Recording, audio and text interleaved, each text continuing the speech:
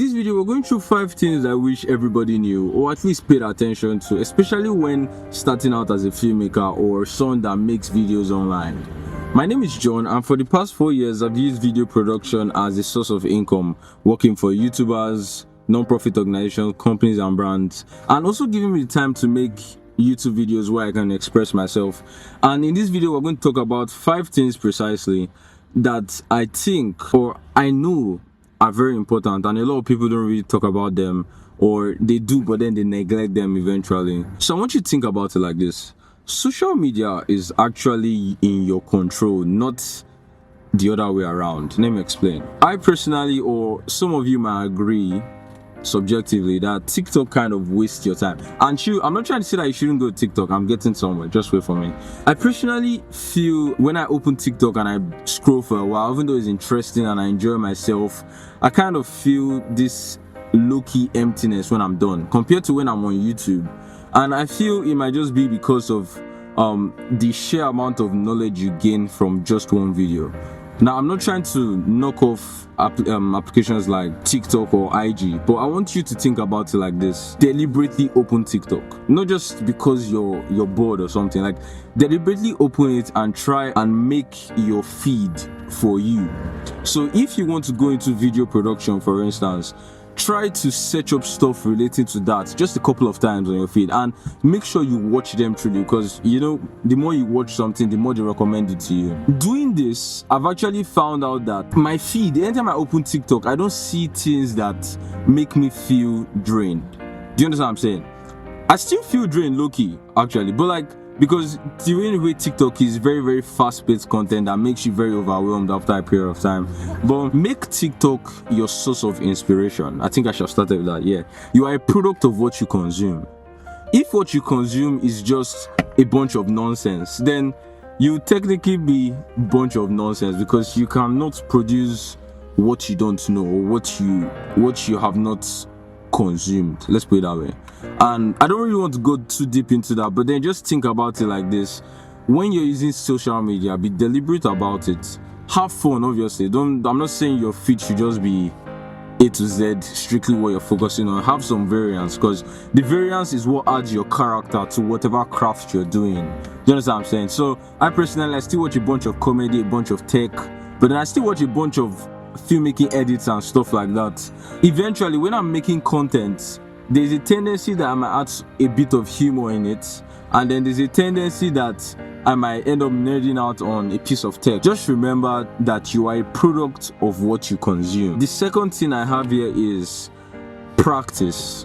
Now, there's a popular illustration about a teacher that had 2 groups of students. She or he were told a group to make like let's say 30 pots or wherever before the end of the month, and then told one to just spend the full month making just 1 pot. And then, as you know, the story goes, the people that did the 30 pots, their final pot was better than the 1 pot that the teacher did. What I'm just driving out here is, you need to try your best to experiment and do a lot of practicing, because if you don't do that, you can't actually eventually get the gig you're looking for. And I'm guessing some of you want to make money out of this, or eventually start a career out of this. If you don't practice on your own, obviously it would be nice if you have people that need video assistance, whatever, you can hop on, do whatever work you could do, because that's kind of how I started too.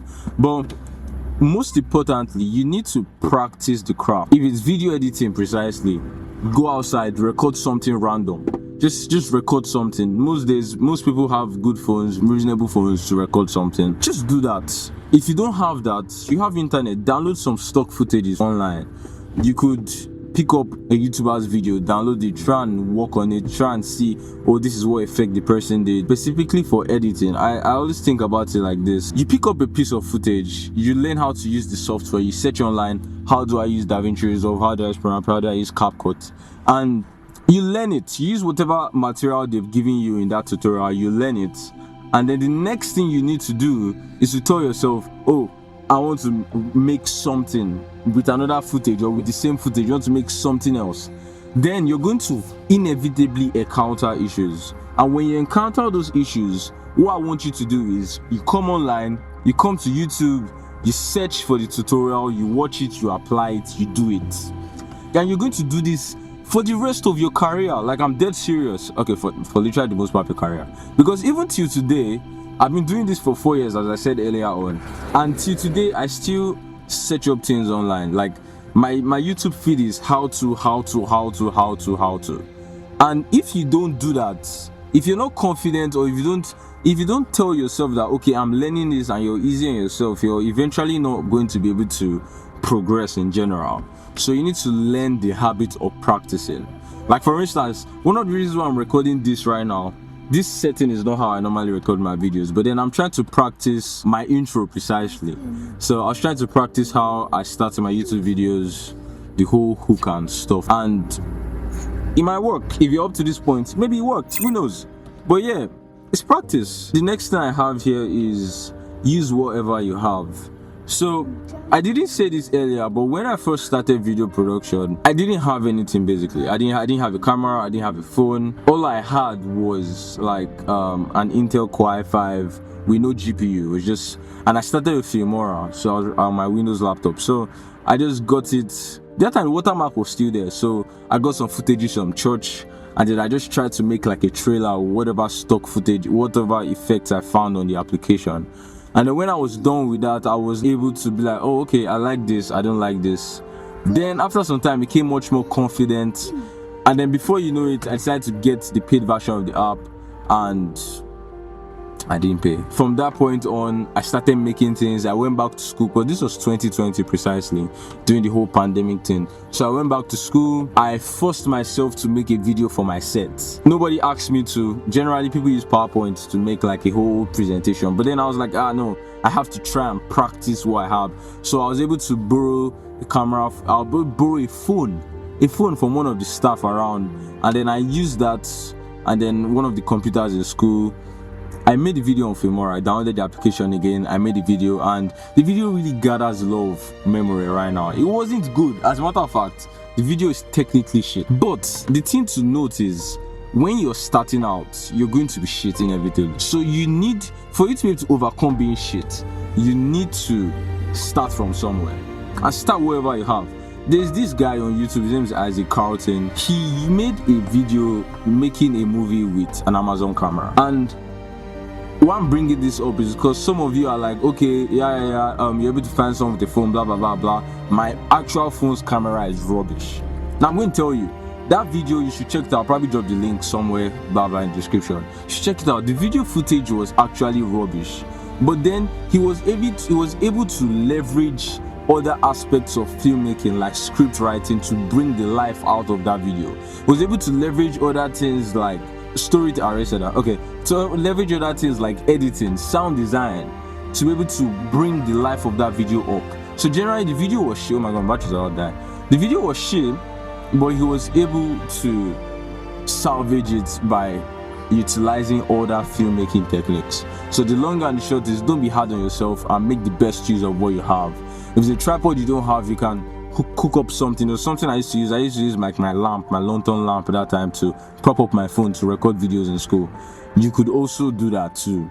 Then the next thing, for my camera dies, I'm guessing you want to make money, and you need to know when to stop doing free stuff. And basically what that means is, I've told you you have to get to know people, try and network around, say, oh, you need to do something with video, or even if you see someone that's on, you just try and offer your video services to them. But then you need to know when to stop doing that. At the point you need to start making money. So think about it like this: people start paying you shit money at a particular point, but then you need to actually start knowing your worth for yourself. And how do you know your worth? By practicing, by doing all the other things I've said. But then most importantly, the time you're spending doing a cheap job, you could be spending it learning other things and potentially making videos for yourself. Even if it's on YouTube, you could be doing other things for yourself that will give you much more money than whatever the person is giving you. So it's kind of like a thing of, you need to learn to know when to stop collecting bad jobs. So it's kind of easier said than done, and it's something you need to practice, because even till today I still collect some jobs that I shouldn't be collecting, kind of like out of close relationships and stuff like that. You need to just try and keep at back of your mind, I could be doing something better. I could be practicing. I could be learning more than spending. Because the truth is, when you collect a cheap job, you're going to be in pains while working on the job. Like, you could put your all into it initially, like in the early days, but as time goes on, it starts becoming a pain to you because what are you doing? It starts becoming a pain to you because you could be 2, 3, yeah. 4. I've luckily lost track of points I wanted to give, but let's end this with this. Growing on social media, precisely, I need you to avoid focusing on statistics. Like, obviously, having all the views, like for instance, this video might not get that many views, but one thing I know, and something that a wise man once said, is you only have power over the quality of work you put out. Can I stop that sound? You only have power over the quality of work you put out, not the number of views you get. Don't think about it like, oh, the algorithm doesn't like me. You're probably doing something wrong. It could be your title thumbnail, it could be your intro might be ass, it could be your quality in general. It just could be that the people that are viewing your video just don't really care, or you've not packaged everything properly. You just need to think about it like the statistics. If you see bad numbers, just go back and be like, oh, what did I do wrong here? Try and be like, oh, I got so many clicks, my click-through rate increased this time around, meaning that, oh, I did well on my title thumbnail. But then my first 30 seconds on my YouTube video, that's like the graph stuff, it plummeted after like 45%, which is terrible. Talk about my last video.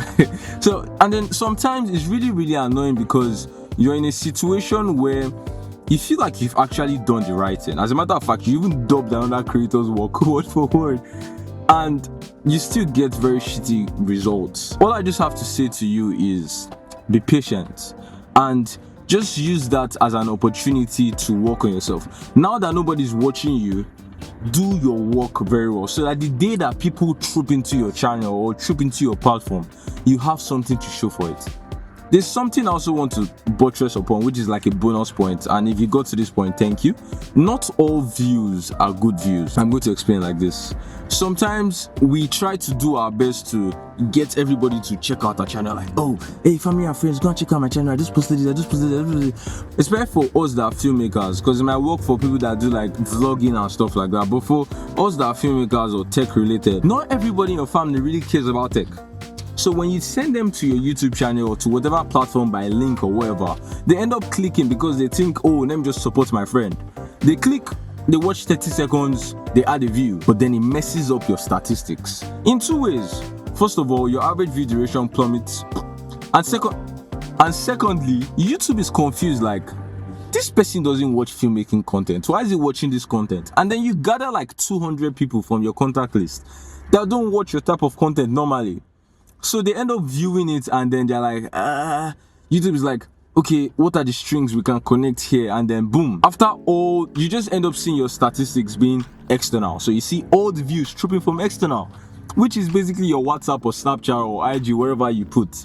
So what I just have to tell you is try to limit how much influence you have on your video. Obviously, tell people that, oh, I have a channel, but don't put it, or don't make it like an obligation for them to subscribe, because when they see your video on their feed, they wouldn't click.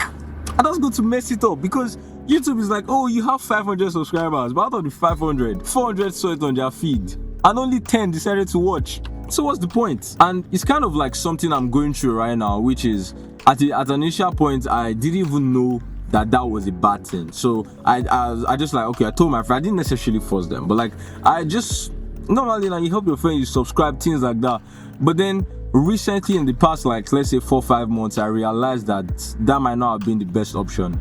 Obviously, I'm really grateful for most of them that subscribe, because getting to 500 and I don't know, like 87 that we are on at time of recording this video is really huge. But then the thing about it is, I'm left with a bunch of ghost subscribers that don't really care about the content, that don't really care about the crowd, but are subscribing because they want to support me.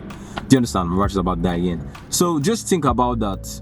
Try and just do your work, do whatever you have to do. The algorithm will help you, trust me. The algorithm will help you. All you have to do is to do the right work, because the algorithm's work is to keep people on the platform for the most time it can. Do you understand? And the only way to do that is if you produce good content, or content that is relatable. Try to provide value for people. If that's all you take from all this, try to provide value. And Finally, this video here will show you this video here will show you how I was able to create a university ad for $0. So I'll see you there. Bye.